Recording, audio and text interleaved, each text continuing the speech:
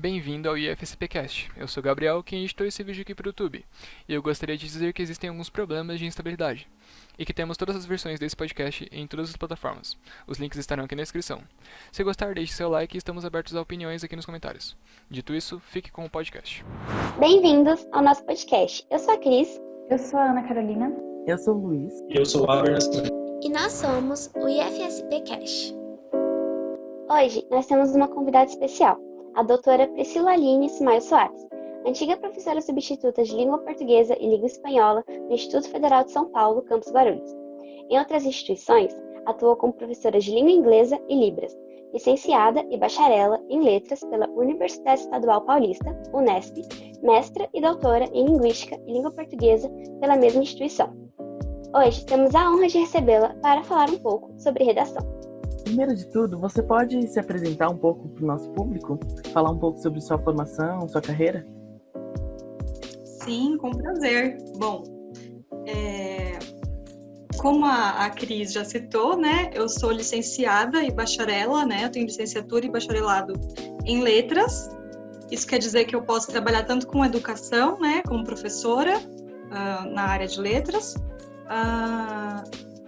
e também posso trabalhar como bacharela, que seria uma parte mais técnica, né, trabalhando com edição, por exemplo, né, em editoras de livros, de jornais. Eu sou formada em letras com habilitação em português e espanhol, pela Unesp de Araraquara, Unesp FCELAR, né, Faculdade de Ciências e Letras de Araraquara. E antes de entrar na Unesp, eu já falava Libras e inglês também. Então, já tinha um pouquinho de experiência com interpretação de Libras voluntária, né, num voluntariado. Mas foi depois de entrar na faculdade, claro, que eu aprendi mais sobre ser professora, ser tradutora e intérprete, né? E, bom, na minha graduação me apaixonei por linguística, que é a ciência que estuda a linguagem, ou a parte mais concreta da linguagem, que são as línguas, né? A gente estuda o funcionamento, então, das línguas, as partes das línguas, né? A morfologia, a fonética, a fonologia, os sons que formam as palavras, ou no caso de línguas de sinais, as partes dos sinais, né, que formam os sinais, os sinais que formam uma frase, ou as palavras que formam uma frase, né, sintaxe, enfim. É isso que a gente aprende com linguística. E aí eu me apaixonei por linguística, me apaixonei por línguas indígenas na minha graduação, conhecendo a minha orientadora, que trabalha há 30 anos com o povo Juruna, lá do Xingu. Então eu comecei a trabalhar também com a língua Juruna, juntamente com ela, com a Cristina, professora doutora Cristina Martins Fargetti, da Faculdade de Ciências e Letras de Araraquara. E aí comecei a fazer uma pesquisa sobre os numerais Juruna com ela, mas claro que não na área de matemática, na área de lexicografia, que é a área da linguística que te prepara para elaborar dicionários, vocabulários, glossários, e aí eu tive essa honra de poder participar desse projeto do dicionário Juruna Português, Português Juruna, da minha orientadora. Mas, como eu sempre gostei de línguas de sinais, né, de trabalhar com surdos, eu acabei voltando para essa área depois no mestrado. No final da graduação, eu fiz um projeto para trabalhar com surdos terena do Mato Grosso do Sul e estudar sobre a possível língua deles, né? Eu desconfiava que eles tinham uma língua, eu e minha orientadora, né, desconfiávamos que eles tinham uma língua própria de sinais. E foi isso que eu estudei no meu mestrado e no meu doutorado. Então, eu fiz mestrado em Linguística e Língua Portuguesa, estudando esses sinais terena, né, que eu chamava de sinais terena.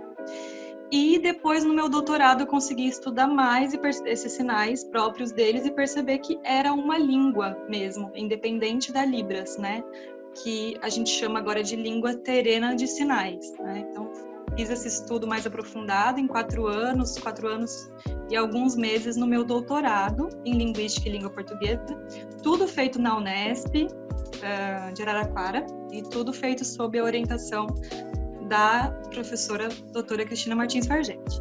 E no meio do meu doutorado fiz uma especialização em Libras também, que eu queria muito fazer para melhorar em Libras, né, a minha capacidade em Libras e continuar trabalhando com surdos, né. E sobre a minha carreira, então, eu já falei um pouquinho, né, que eu fui tradutora e intérprete voluntária de Libras português, português Libras. Já fui professora de português, de inglês, de espanhol, no IFE de Guarulhos, né? Tive a honra de ser professora de língua portuguesa e língua espanhola. E produção textual também, né? Se encaixa dentro de língua portuguesa, mas para o ensino superior. E, enfim, já atuei com essas línguas aí, com inglês, com espanhol, com Libras e com português, e atualmente eu sou professora de inglês e espanhol de um colégio particular. E linguística é minha paixão. Bom, aí para dar uma introdução no nosso tema sobre redações, queria que a senhora falasse um pouquinho sobre como é a estrutura de uma redação em si. Bom, a redação é uma palavra que pode abarcar diversos significados, né? Então, a gente tem diversos tipos de redação, né? Não existe um só tipo de redação. Mas aqui, acho que o nosso foco, pelas perguntas que vocês me fizeram, né, é a redação dissertativa argumentativa, que é a mais pedida pelos vestibulares, né? Porque uma redação, ela pode ser narrativa também, né? Ela pode contar uma história, uma ficção. Mas, como o nosso foco aqui é mais vestibular, eu vou falar mais da redação dissertativa argumentativa, né? Então, essa redação dissertativa argumentativa, ela tem necessariamente uma introdução, um desenvolvimento e uma conclusão, né? Então, a introdução costuma ser feita com um parágrafo. O desenvolvimento costuma ser feito em 2 ou 3 parágrafos. Aí também vai depender um pouco do espaço que você tem, né, para construir a sua redação ou de como você vai construir a sua argumentação, mas geralmente o desenvolvimento é feito em 2 parágrafos e a conclusão é feita em 1 parágrafo, né? Isso porque geralmente os vestibulares, o Enem, por exemplo, te dá 30 linhas para você desenvolver super bem um tema complexo, né? Então, por isso que geralmente a gente tem essa estrutura assim bem pequena, né? De redação. 1 parágrafo para começar, 2 para desenvolver e 1 para concluir. E aí, a sua conclusão pode variar, né, de um vestibular para o outro. Né? Como, por exemplo, no Enem, é pedido sempre uma proposta de intervenção, né? Que você faça uma proposta de intervenção. E tem alunos, tem gente que me procurou já com essa dúvida, né? Então, acho que é importante eu citar que tem gente que pensa que todas as redações dissertativas argumentativas têm que ter uma proposta de intervenção no final, mas não é assim, né? O vestibular ou a prova que pede uma intervenção, né, uma proposta de intervenção na sociedade, é a prova do Enem, tá? Então, você não necessariamente vai bolar uma proposta de intervenção social no vestibular da Unicamp, da FUVEST, tá? Eu vou falar um pouco mais sobre isso depois, mas, assim, o que é importante na conclusão é você retomar, né, tudo que você já falou e dar a sua opinião final sobre aquilo, né? A intervenção é exclusiva do Enem, tá? A proposta de intervenção é algo exclusivo do Enem, não é obrigatório em todos os vestibulares, tá bom? Sim, então, como ter um bom repertório cultural? Você tem algum aplicativo ou algum site para recomendar? Posso recomendar, sim, Com prazer. Bom, eu queria fazer uma observação antes de falar exatamente de como ter um bom repertório cultural, né? Que é uma pergunta tão importante. Eu queria só ressaltar que ter um bom repertório cultural, sociocultural, é importante para a vida, né, gente? Vocês foram meus alunos, vocês sabem que eu tenho mania de falar isso, né? Que redação, português, ciências humanas, né? Estudar história, geografia, literatura, não é só para o ensino médio, não é para passar no vestibular, mas é para a vida, né, gente? É uma coisa que você carrega para a vida isso. Você vai usar o seu repertório cultural na sua faculdade. Depois, quando você ingressar numa faculdade, você vai ter que usar esse repertório continuamente nas suas atividades acadêmicas. Se você quiser ser pesquisador, então, nossa, você vai ter que usar todo o tempo, né? Se você quiser ser um cientista, um pesquisador da área que você ingressou, um professor, nossa, você vai ter que usar isso toda hora. Mas mesmo que você não se especialize na área, mesmo que você não seja pesquisador, você vai usar nos seus trabalhos da faculdade, numa roda, batendo papo com seus amigos, com a sua família, tomando decisões com a sua família, tomando decisões de, por exemplo, quem você vai eleger na eleição, em quem você vai votar na eleição, né? Na próxima eleição, enfim, é uma coisa para a vida mesmo, para o dia a dia, tá?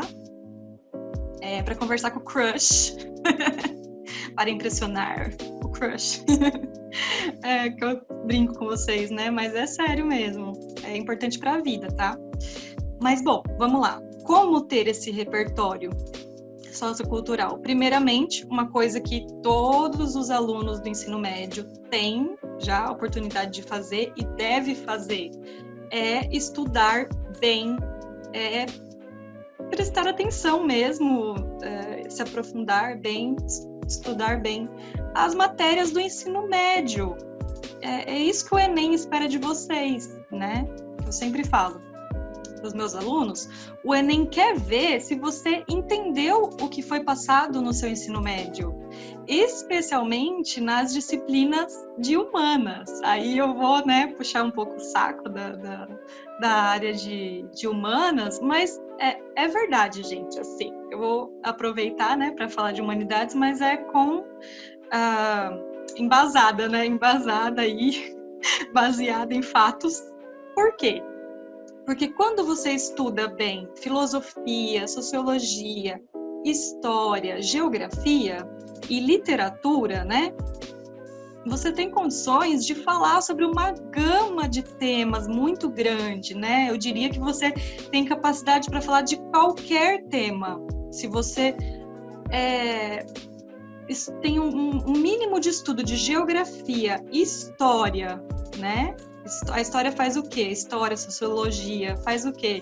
Nos mostra o que aconteceu no passado para a gente entender o presente,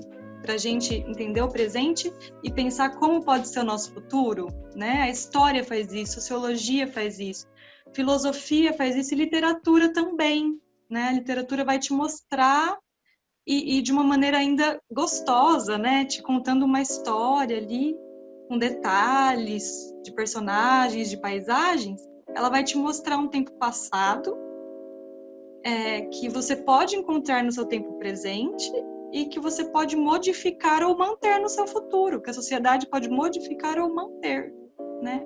Então, é importante que vocês, né, alunos do ensino médio, estudem bastante as disciplinas de humanas. Isso é uma coisa que qualquer um pode fazer e deve fazer, tá? Para ter um bom repertório cultural. Por quê? Porque essas disciplinas vão te trazer repertório, elas vão te trazer argumentos. Então, por exemplo, teve um Enem que pediu na sua proposta de redação para o aluno falar, para o candidato falar sobre violência contra a mulher, né? Então, o que acontece? Teve gente que citou as últimas notícias, os últimos dados sobre violência contra a mulher. Gente que estava bem atualizada do assunto, por exemplo. E citou reportagens super atuais, assim, né? Que citou reportagens do ano daquele ano, não sei se foi 2017, 2018, teve pessoas que conseguiram citar notícias daquele ano, por exemplo, né, de violência contra a mulher. Mas se você não sabe, por exemplo, você não viu as últimas notícias sobre isso, quer dizer que você não vai conseguir falar do tema? De maneira nenhuma, né? Se você estudou história no ensino médio, se você estudou geografia, você estudou literatura, você tem condições de falar desse tema, por exemplo, de falar bem desse tema, citando o quê? A história do Brasil, como o Brasil começou, né? A invasão do Brasil pelos portugueses, que eu sempre falo para vocês, né? A exploração dos povos indígenas, a exploração da mulher, tá? Desde o começo da nossa história, né?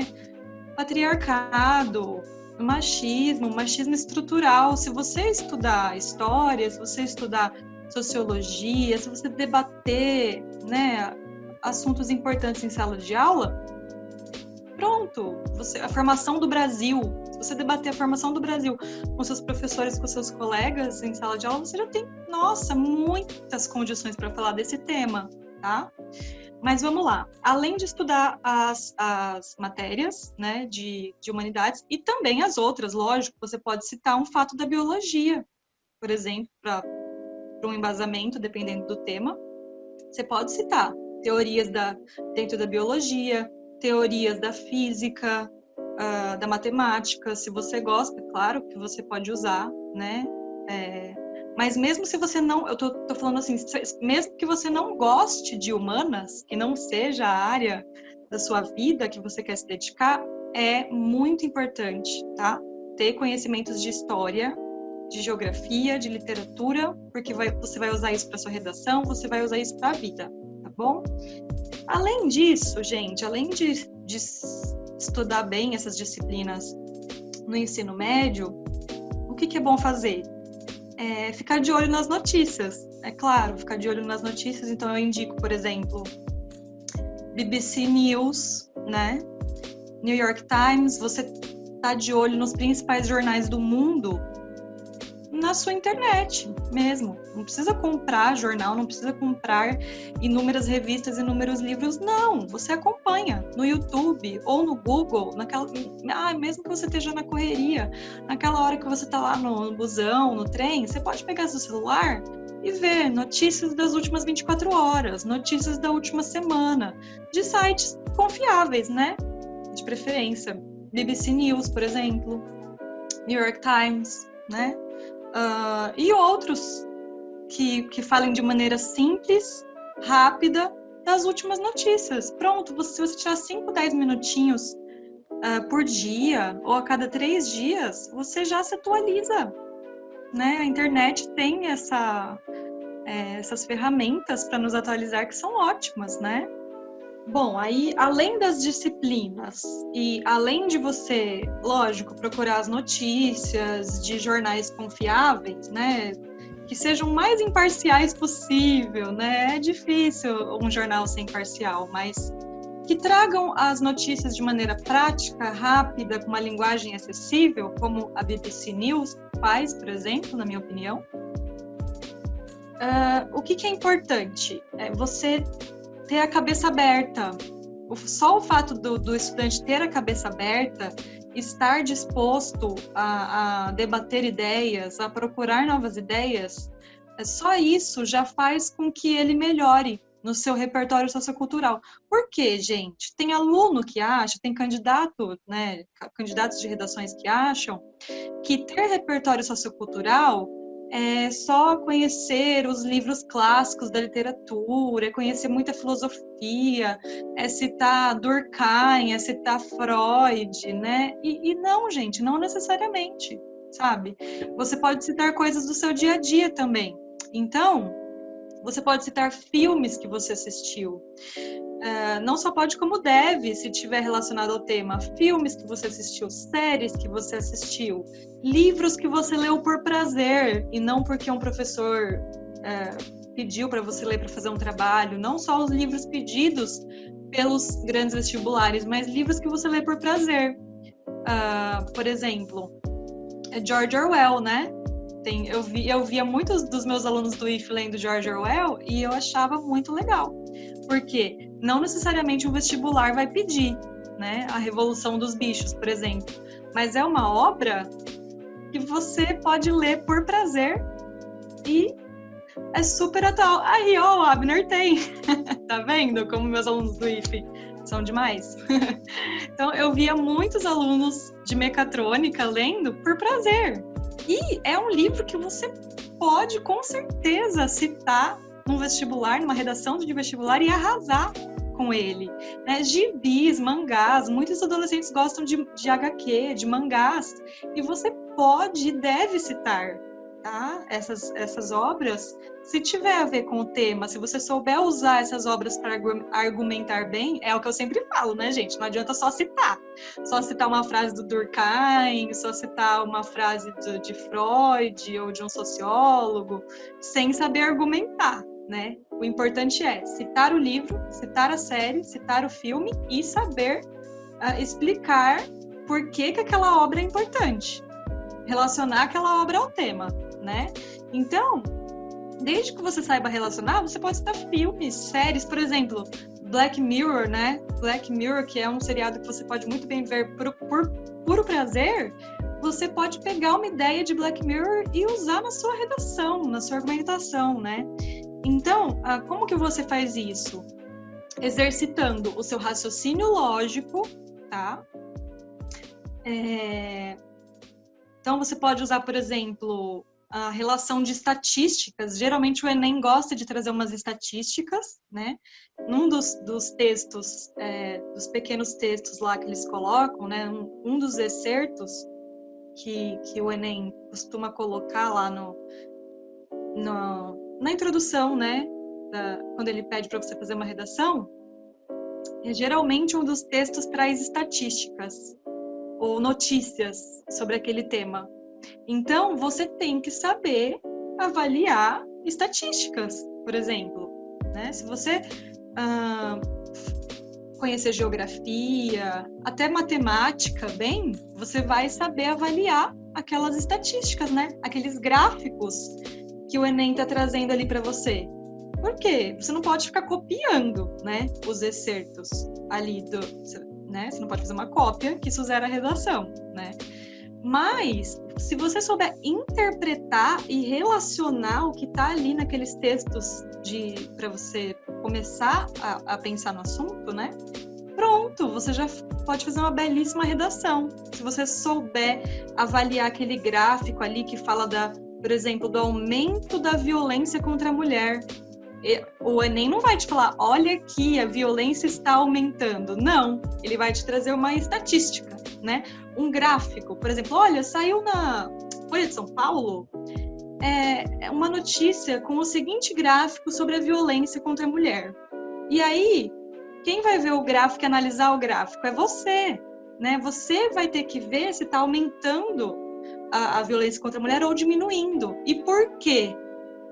Então, por exemplo, você vê que diminuiu nos últimos anos. Pode estar relacionado com a Lei Maria da Penha.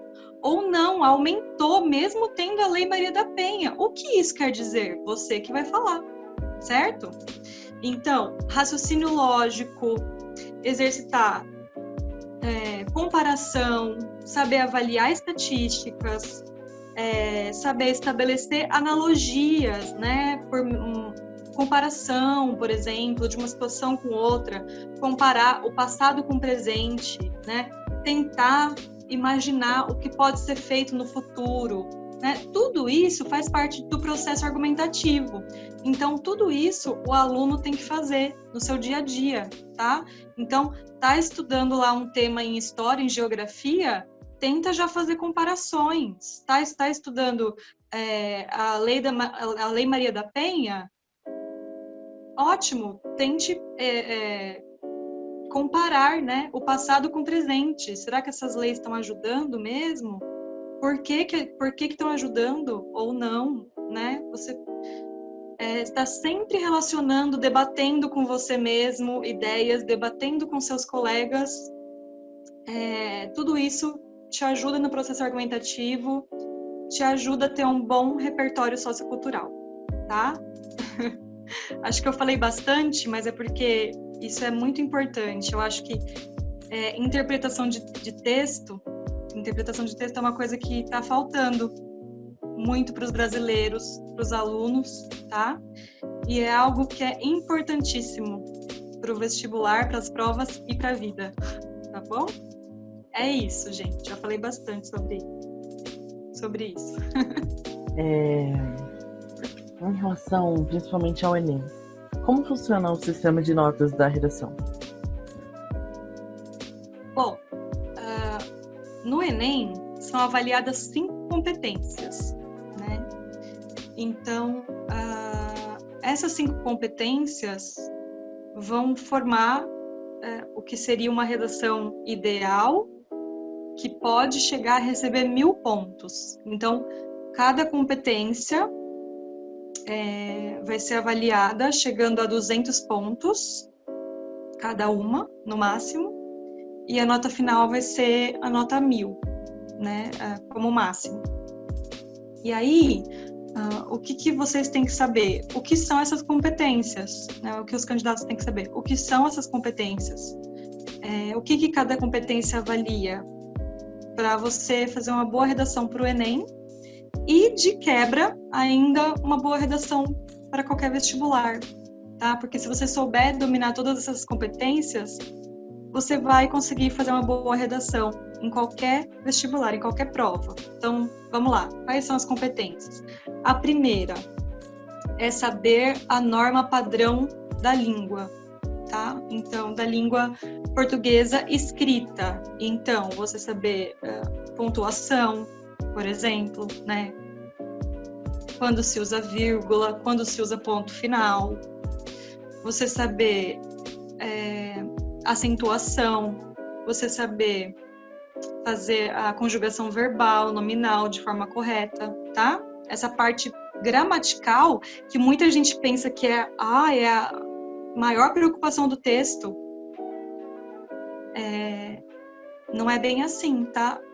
É porque no Enem, por exemplo, essa competência gramatical é avaliada na competência 1, tá? Não é avaliada em todas as competências.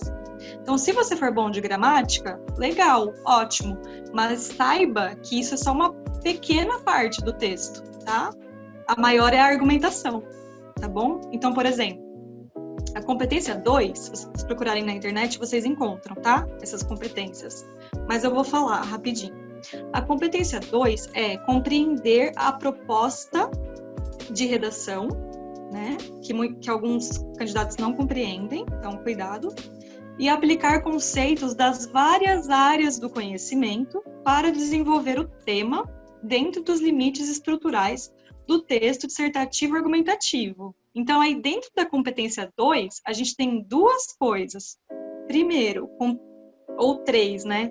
Primeiro, compreender a proposta da redação, porque você não pode fugir do tema, certo? Então, por exemplo, se o Enem está te pedindo para falar sobre surdos, você não pode falar sobre cegos, ok? Você não pode falar da violência contra a mulher, você tem que falar dos surdos, da formação dos surdos, tá? Por exemplo.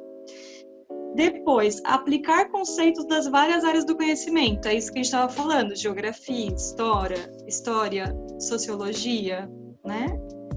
E outras, para desenvolver o tema dentro dos limites estruturais do texto dissertativo argumentativo. Quer dizer, tem 3 coisas aí. E, por fim, você tem que fazer tudo isso com a estrutura de texto dissertativo argumentativo, ou seja, usando argumentos, usando fatos, e não uma narrativa, não uma ficção, um poema, uma ficção que você vai criar ali na hora. Não. Texto dissertativo argumentativo. Você tem que saber como é um texto assim, né? A competência 3 é selecionar, relacionar, organizar e interpretar informações, fatos, opiniões e argumentos em defesa de um ponto de vista. Então, olha só, continua aí na competência 3 a questão da argumentação, né? Nós vamos ter argumentação na competência 2, na competência 3 e na competência 5 do Enem. Então, a argumentação é mais importante do que o conhecimento gramatical, que muita gente acha que é o principal. de uma redação, tá? Mas não é, ok?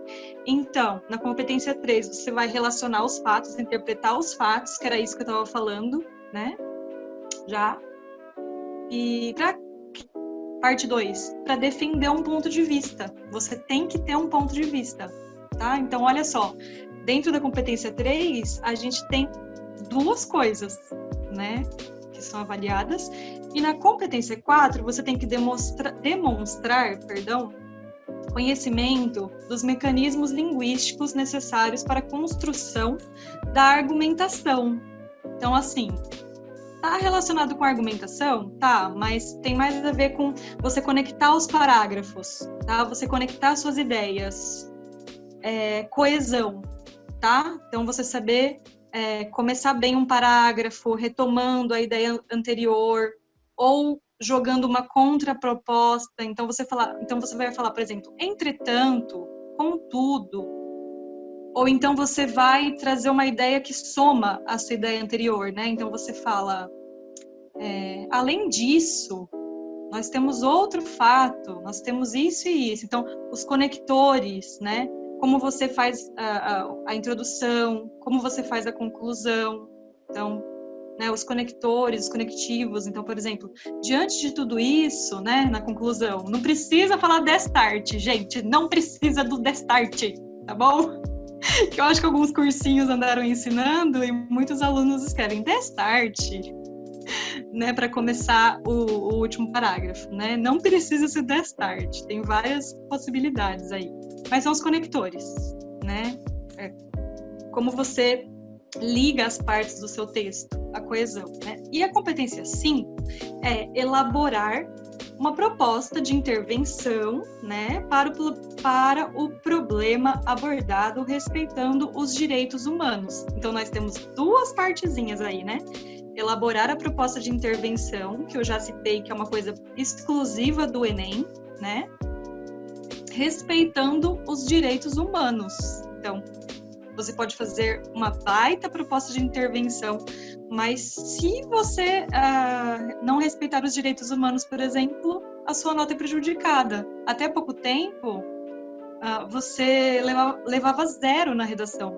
Você receberia um 0 na redação se você desrespeitasse os direitos humanos.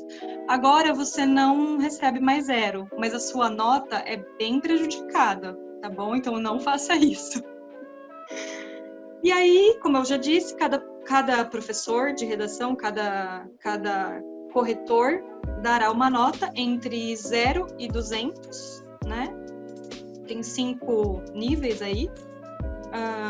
Então, para você receber uma nota de 0 a 200 pontos para cada uma das competências, né? E a soma desses pontos vai compor a nota total do avaliador, que pode chegar até 1000 pontos. Mas essa nota pode variar, até porque não é um corretor só, tá? Que vai corrigir essa redação. São 2 corretores, um par, né, de corretores que corrige às cegas a sua redação.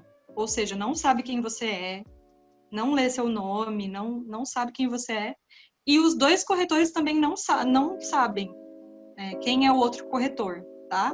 Então, se der discrepância, se der uma diferença muito grande de nota entre o corretor 1 e o corretor 2, vai para um terceiro corretor sua redação, tá? E se mesmo assim o terceiro corretor achar que nem o primeiro acertou, ou o segundo acertou, na verdade não é achar, né?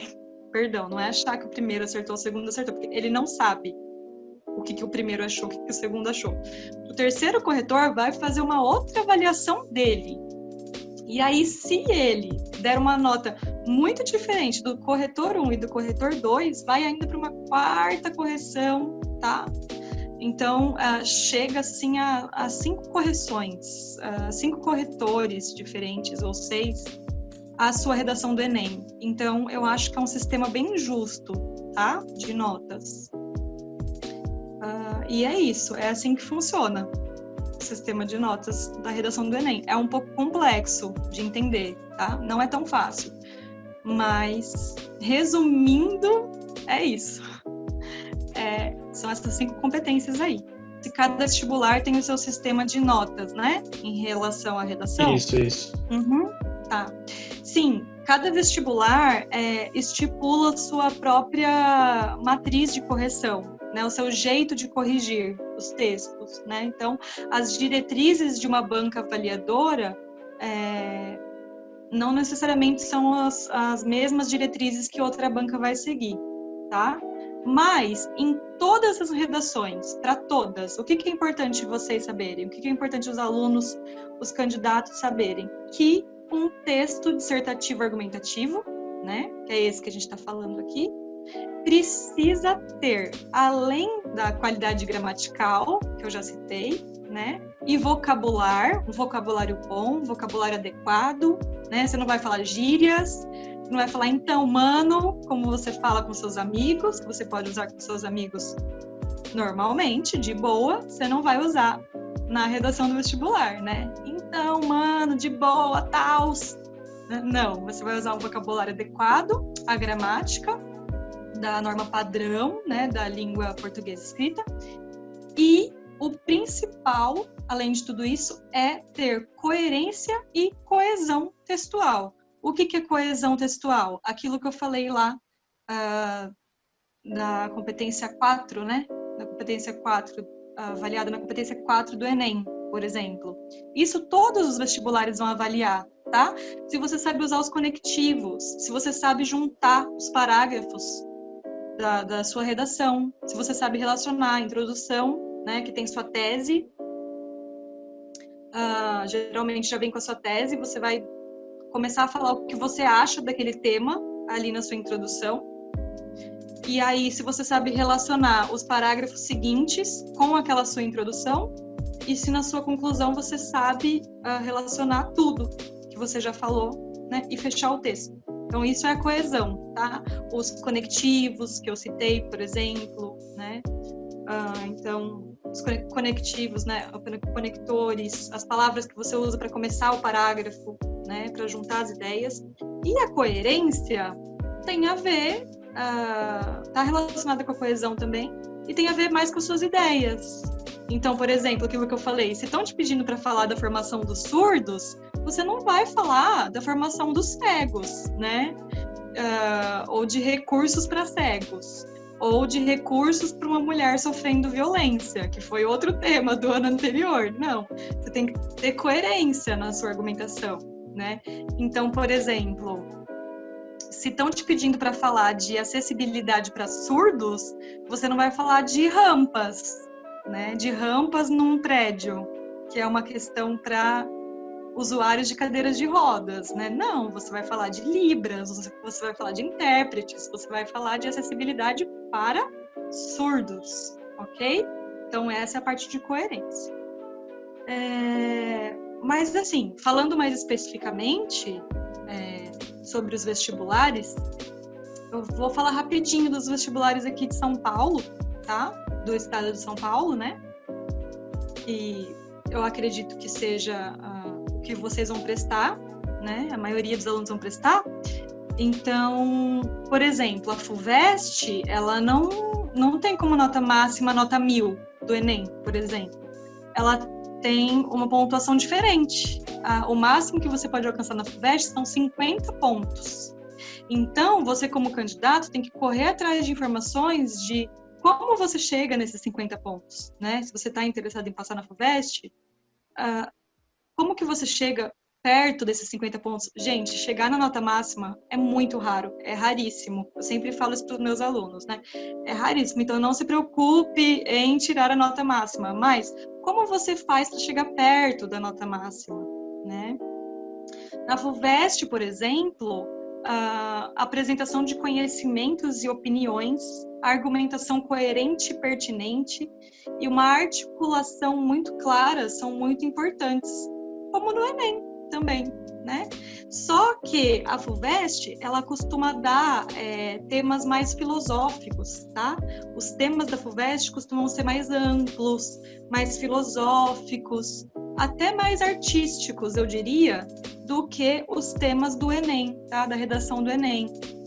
A redação do Enem geralmente vai trazer problemas do Brasil. Olha aqui, violência contra a mulher é um problema do Brasil. formação de surdos é um problema do Brasil. O que você tem a dizer sobre isso?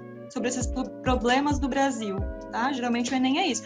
A FUVEST não. A FUVEST pode trazer um tema filosófico, a poesia, a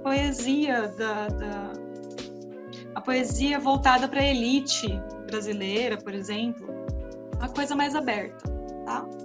A Unicamp, até ano passado, pelo menos, dava 2 opções de redação, tá? Com temas e gêneros distintos. Então, isso é legal da Unicamp, né? Que é uma excelente universidade também, por sinal, né? Então, os gêneros em questão não são divulgados pela universidade, né? Esses gêneros possíveis para sua redação não vão ser divulgados antes. Então, o que você tem que saber? Os gêneros de redação, né? Você tem que saber tipos de redação para chegar lá na hora e você bater o olho nos gêneros e nos temas e falar, tá, eu sei mais sobre esse tema aqui e eu domino melhor esse gênero textual aqui, então eu vou fazer isso. Ah, poemas? Ótimo, tô acostumada a fazer poemas, vou fazer um poema então. Ou carta? Ah, eu sei estrutura de carta, aprendi direitinho a estrutura de carta lá no meu ensino médio, então eu vou fazer uma carta ao presidente, por exemplo, do Brasil, uma carta a um governador, para um governador, né? Ok? Então, isso da FUVEST e da Unicamp, né? Mas você tem que saber como funciona a redação do vestibular que você vai prestar, né? Mas o mais importante é conhecer os gêneros e mostrar que você tem repertório, que você sabe argumentar, defender seu ponto de vista. Você pode nos dizer qual a importância da argumentação na redação do Enem?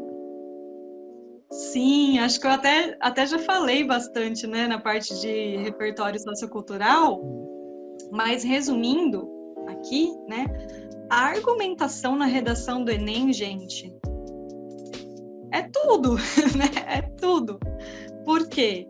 Como eu já citei, a parte gramatical é avaliada em uma competência, mas a parte da argumentação é avaliada na competência 2, na competência 3 e na competência 5, que é a sua conclusão, que é a sua proposta de intervenção.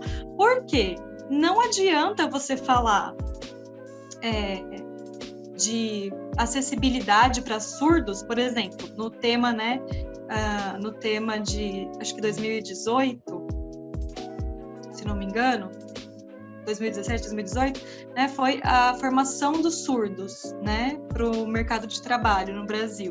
Então, não adianta você citar Libras, citar intérpretes, citar argumentos maravilhosos na sua redação, se na conclusão você esquece de tudo aquilo que você falou. Você esquece, faz uma linha de conclusão.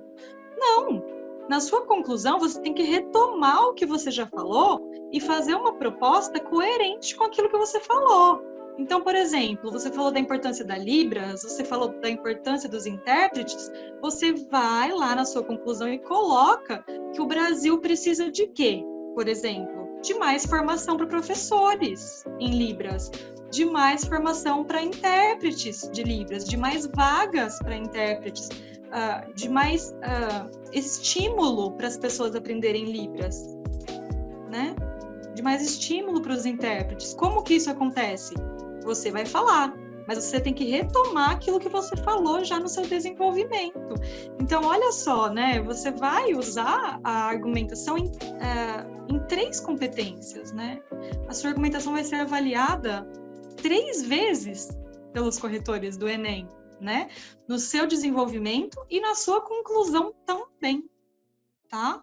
Então não adianta falar lindamente lá da Libras, dos intérpretes, se chega no final, você coloca, conclui-se que o Brasil não tem muita formação em Libras para os professores e intérpretes. Gente, e a proposta de intervenção, né? Ou, conclui-se que os surdos ainda sofrem muito no Brasil. Oxi, isso já tá no tema, já tá no tema que foi dado para você, né? Então você tem que desenvolver suas ideias na conclusão também, só um pouquinho, claro, porque é conclusão, mas você tem que estar de acordo com tudo que você falou, tá? Então, importância da argumentação na redação do Enem é enorme. Os livros indicados nas listas dos vestibulares ajudam na produção de uma boa redação? Com certeza, com certeza. É uma coisa que eu gosto de falar para os alunos também. Gente, leiam os livros, leiam os textos de verdade, reflitam sobre eles. Eu sei que às vezes é difícil, eu sei que é cansativo. No IF mesmo, os alunos já têm disciplinas o dia inteiro, né? Tem o ensino comum do ensino médio e tem as aulas do técnico, né? Em mecatrônica, em informática. Eu sei que às vezes é difícil organizar o tempo para tanta coisa, mas, gente, tem que ler os textos. Não leiam só resumos, não vejam só resenhas, tá? Leiam mesmo os livros indicados. Por quê? Eles vão, além de te dar o prazer da leitura, muitas vezes você pode se surpreender, talvez você pense que não vai gostar de um livro e no fim das contas você vai, né? Além de ter um momento ali de prazer mesmo da leitura, você vai ampliar o seu repertório sociocultural, como eu já falei lá atrás, né? Você vai ampliar o seu vocabulário, porque, por exemplo, você vai ler Machado de Assis, com certeza você vai encontrar palavras que foram usadas, né? Há muitas décadas e que não são mais usadas hoje em dia, ou que são pouco usadas, né? E aí você vai ampliar o seu vocabulário. Você pode usar uma palavra que você descobriu ali na sua redação, por exemplo, né? Então, amplie o seu repertório, amplie o seu vocabulário, amplie a sua argumentação, né? Então, é maravilhoso se você puder ler todos, né? Se você puder conhecer todas as obras. Então, por exemplo, Racionais MC. Gente, eu fiquei assim surpresa e muito feliz que a Unicamp colocou, o vestibular da Unicamp, né, pediu ano passado Racionais MC como referência. Olha só que diferente, né? Então, isso já faz o aluno pensar, nossa, Racionais MC, mas é literatura? Né? Só o fato do vestibular ter colocado o Racionais MC como referência já faz a gente pensar, nossa, mas isso é literatura? Isso é literatura brasileira? Não sabia que música era literatura. Então, alguns alunos meus do IF vieram debater isso comigo. Eu achei genial, né? Isso já dá pano para manga demais, já dá início a discussões, né? Sobre o que é literatura, o que não é, né? A gente mesmo discutiu isso, né? A turma de vocês discutiu isso comigo, né? Então, Machado de Assis, por exemplo, ele vai falar muito da natureza humana, né? Ele vai trazer o Bentinho com todas aquelas questões sobre a Capitu e sobre ele mesmo, né? Vai falar de questões que a psicologia foi estudar depois, né? A gente até brincou que o Freud copiou, né? Que o Freud leu Machado de Assis e usou as ideias dele, né? Nas suas teorias. Então, olha aí, é um exemplo, né? Você pode usar Machado de Assis na argumentação para falar de questões psicológicas, né? Questionamentos sobre a vida, sobre amor, né? E os Racionais MC? Nossa, você pode usar para falar de questões políticas aí, né? Da nossa sociedade atual. Nossa, você pode falar de violência, você pode falar de pobreza, você pode falar de várias coisas citando Racionais MC. Então, olha só, muito legal, né? Te ajuda até mesmo na sua argumentação. Você acha que as informações sobre a redação do Enem são acessíveis a todo mundo? Ou você acha que muitas vezes as pessoas têm dificuldade de encontrar essas informações? Essas informações não estão, assim, tão disponíveis, né? Elas não são muito divulgadas. Infelizmente, não são muito divulgadas. Então, eu já encontrei vários alunos com dúvidas sobre a redação do Enem. Como é feita a pontuação, como vocês perguntaram para mim, quais são as competências, né? Eu acho assim, que se você se dedicar um tempo procurando na internet, procurando livros sobre, dissertações de mestrado sobre, artigos científicos, você encontra. Mas é um pouco difícil, sim, tá? É um pouco difícil de encontrar. Mas tem materiais, tá bom? Tem materiais e eu tenho até uma indicação para vocês hoje, porque é uma obra que eu fiquei sabendo dela recentemente. Quando eu dava aula para vocês, eu não conhecia essa obra. Engraçado, eu conhecia a autora, assim, um pouco de longe, mas a obra dela não. Por quê? Ela fez doutorado lá na Unesp de Araraquara também, a autora dessa obra, tá? Ela estudou linguística também. Ela se chama Fernanda Massi. Fernanda Massi. Ela fez letras e depois fez mestrado, doutorado em linguística também lá na Unesp, mas eu não sabia que ela tinha estudado as redações do Enem, tá? Então agora eu fiquei sabendo disso. Ela tem uma editora, ela trabalha como editora online, ela publica livros de letras, da área de letras online, e ela estudou as redações do Enem. Então ela tem um livro que eu acho que na verdade, uma adaptação da tese de doutorado dela, que seria muito difícil um aluno do ensino médio parar para ler, né? Vamos combinar que é difícil você sair procurando teses de doutorado no Google e parar para ler uma tese com uma linguagem que você não entende muito bem, né? Que é uma linguagem própria ali do cientista, do linguista. Às vezes tem 300 páginas, 400 páginas, né? Então, assim, informação até tem teses de doutorado sobre, por exemplo, mas elas têm 400 páginas. E aí, o aluno que já está desesperado, com um monte de livros, com um monte de matérias para estudar, com um monte de livros para ler, ele não vai parar para ler 400 páginas, né? Sobre a redação do Enem. Mas olha só que legal, ela fez a adaptação e transformou num livro, num e-book, que vocês podem comprar por R$35. Então, um aluno pode comprar, por exemplo, né? Ou 2 por R$35. Pode ler junto ali, né? Com um colega, compartilhar a leitura com um colega, né? A obra dela se chama A Redação Além do Enem. Tá? A Redação Além do Enem. A autora é a Fernanda Massi, a editora é a Letraria, a editora dela, tá? E em vez de 400 páginas, 500 páginas, que uma tese de doutorado geralmente tem, esse livro tem 132 páginas, tá? Numa linguagem bem acessível. Então, vocês podem ler, por exemplo, essa obra. Claro, procurar vídeos no YouTube de pessoas, de professores de cursinho, que vão falar sobre, tá? Mas é isso, assim. Não é tão fácil encontrar, não. Tem que dar uma cavucada, tá? Mas tem. Tá meio escondida a informação, mas tem. Bom, a senhora já falou um pouco sobre isso, né? Sobre alguns critérios que zeravam a redação do Enem. Queria perguntar para a senhora se você pode falar um pouco mais sobre como que uma redação do Enem pode ser anulada, pode ser zerada, e em outros vestibulares também. Bom, eu citei os direitos humanos, né? Que até, acho que até há 2 anos, né? Zerava uma redação. Então, para você não zerar, você tem que, por exemplo, saber o que são direitos humanos.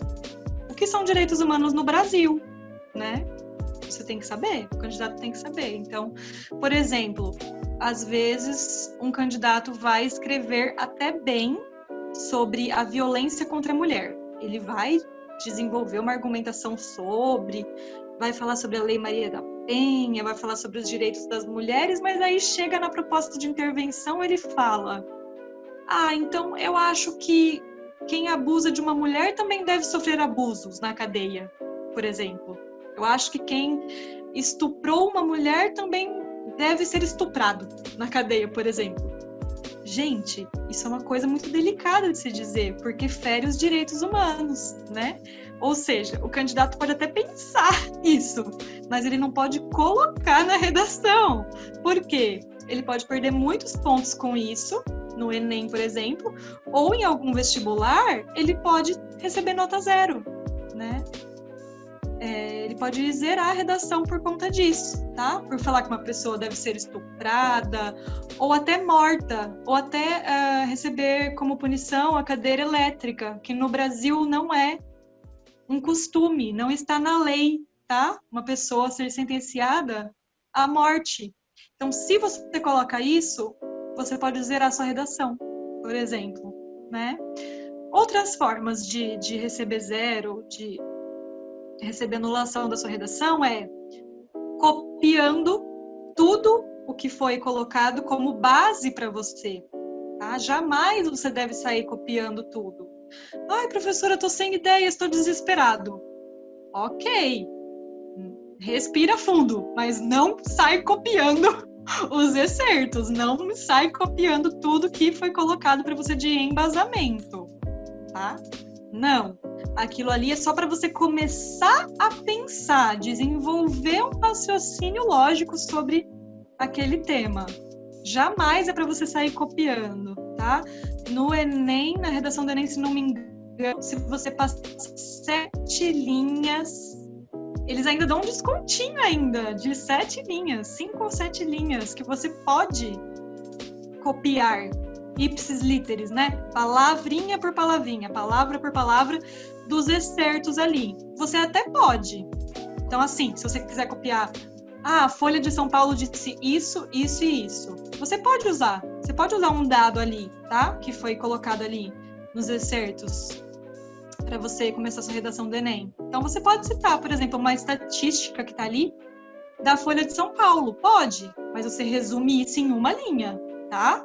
A Folha de São Paulo citou os dados tais numa reportagem do mês tal, ano tal, a Folha de São Paulo disse isso. Beleza, em uma linha, 2 linhas. Depois você vai desenvolver a sua argumentação sobre aquilo. Mas jamais saia copiando várias linhas, tá? Dos textos que foram dados de base, porque isso zera a redação. O que mais? Usar palavrão, né, gente? Isso é básico, não vai usar um palavrão na sua redação, mesmo que seja um tema que te revolte muito, a violência contra a mulher, violência contra os surdos, não vai usar palavrão, né? Use outras expressões. A língua portuguesa é rica em expressões, em palavras, para a gente expressar nossa revolta, expressar nossa indignação, nossa raiva, mas não use palavrões na redação jamais, né? Que é considerado um erro muito grotesco, assim, é considerado um erro muito grande, tá? Um candidato usar palavrões. Ofender o corretor também, ficar passando mensagens para o corretor, não faça isso, tá bom? Mesmo que te dê um desespero, não escreva corretor, tenha dó de mim, por favor. Corretor, fiquei nervoso. Não, você não pode falar com a banca, você não pode falar com o corretor, tá? Ele vai falar com a sua redação, não vai falar com você, tá bom? Então não adianta escrever, não adianta. E ainda por cima pode zerar essa redação, tá? Você falar com o corretor, ai, me ajuda, dá um descontinho, né? Pelo amor de Deus, eu tô muito nervoso. Gente, além de não adiantar, pode zerar a sua redação. Então não faça isso, tá bom? Desrespeitar a banca, se dirigir à banca, ou falar, ai, corretor, você, é isso, é aquilo, você... Não tô nem aí pra você, sabe? Pode dar zero, que eu não tô nem aí pra sua opinião. Gente, isso não faz parte de um texto argumentativo coerente, né? Então, aproveite as suas 30 linhas, suas 40 linhas, para desenvolver bem seu argumento, não para ficar falando com a banca, tá bom? Pense num bom título, se sobrar uma linha, pense num bom título para sua redação, que não é obrigatório, por exemplo, eu esqueci de falar isso, né? Não é obrigatório na redação do Enem, mas pode ser obrigatório em outros vestibulares, tá? Por exemplo, na FUVEST. Na FUVEST é obrigatório você colocar um título, tá? Então, pense bem como você vai usar cada linha para sobrar uma linha para o título, tá bom? Que é uma coisa que eu não recomendo no Enem. No Enem eu recomendo que você se preocupe com a argumentação e se você achar que vai sobrar uma linha, você pensa num título. Se você tiver tempo, ok? Se não, deixa o título para lá, que não vai zerar, não vai diminuir sua nota, ok? Mas na FUVEST, por exemplo, se exige título, você tem que pôr, gente. Senão sua nota pode ser prejudicada ou pode ser até zerada a sua redação, não sei. Não sei se a banca da FUVEST faz isso, tá? Mas, se eles estão pedindo, com certeza você pode ser prejudicado de alguma forma se você não colocar lá, tá? Então, acho que é isso, gente. Muito cuidado, né? Cuidado com o vocabulário, cuidado com a gramática e muito cuidado com a argumentação, né? Muita dedicação na argumentação, gente. Ninguém nasce sabendo fazer redação para Enem, tá?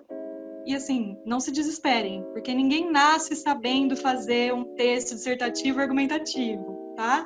Eu, como linguista, né, como uma cientista da linguagem, eu posso dizer uma coisa para vocês, que todo mundo nasce com capacidade da linguagem. Todo mundo nasce com capacidade para se expressar, tá? Para expressar seus sentimentos, para expressar suas ideias.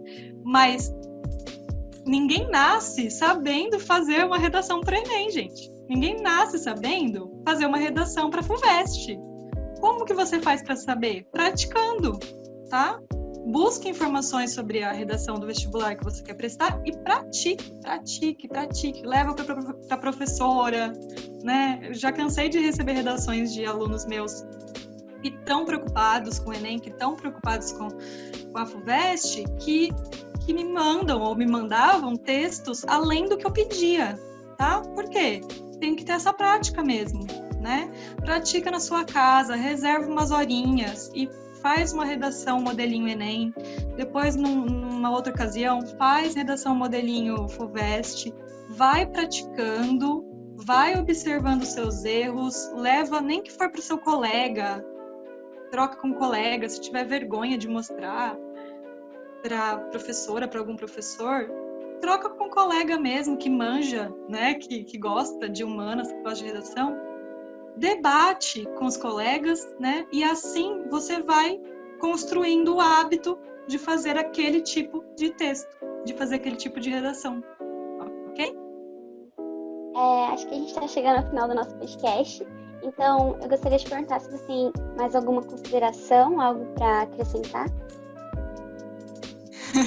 Bom, acho que eu já me empolguei, já falei bastante coisa, né?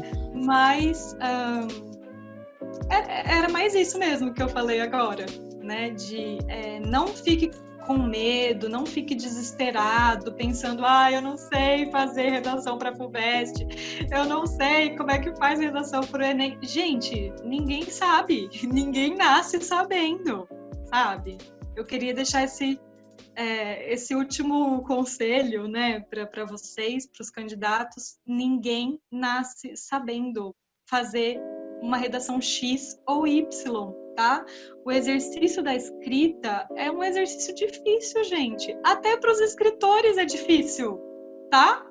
Se vocês forem pesquisar, meu Deus, quantos escritores já rasgaram suas obras, jogaram no lixo, tacaram fogo nos seus livros, nos seus manuscritos, porque acharam que estava ruim. Estou falando de escritores renomados, gente, renomados, tá? Que ficaram revoltados com o que eles escreveram e jogaram fora. Então pensa assim, se escritores, grandes escritores da língua portuguesa, Clarice Lispector, Carlos Drummond de Andrade, já expressaram sua dificuldade em escrever, né? Já expressaram eu não consigo alcançar as palavras, né? Poetas já disseram isso. Eu não consigo achar as palavras para dizer o que eu quero. Gente, se nem os poetas estão conseguindo direito, nem grandes romancistas, né? Um dos grandes autores, por exemplo, da nossa literatura brasileira, Guimarães Rosa, ele falou disso várias vezes, gente. Ele tinha dificuldades, tá? De encontrar as palavras para se expressar. Que dirá a gente, né, gente? Os meros mortais, né? Não somos escritores, não somos grandes poetas. O que a gente tem que fazer? Praticar os modelinhos de redação como se fosse um esporte em que você quer melhorar, né? Como qualquer habilidade, tá? Ninguém, por exemplo, começa no karatê e vai direto para a faixa preta. Não, você tem que passar por todas as faixas, né? Ninguém nasce sabendo o que fazer para ser faixa preta de karatê. por exemplo, né? Você tem que passar por várias faixas, por vários níveis até ser um especialista em karatê. Com a redação é a mesma coisa. Você começa entendendo que é introdução, desenvolvimento, conclusão. Aí depois você vai se aprofundando. Quais são as competências da redação do Enem? Aí você vai entendendo o que é a competência 1, que é de você, o que é a competência 2 e a competência 3 querem de você, a 4, a 5. Aí você vai lendo, vai melhorando seu vocabulário, você vai debatendo com os colegas em classe, vai melhorando sua capacidade de argumentação.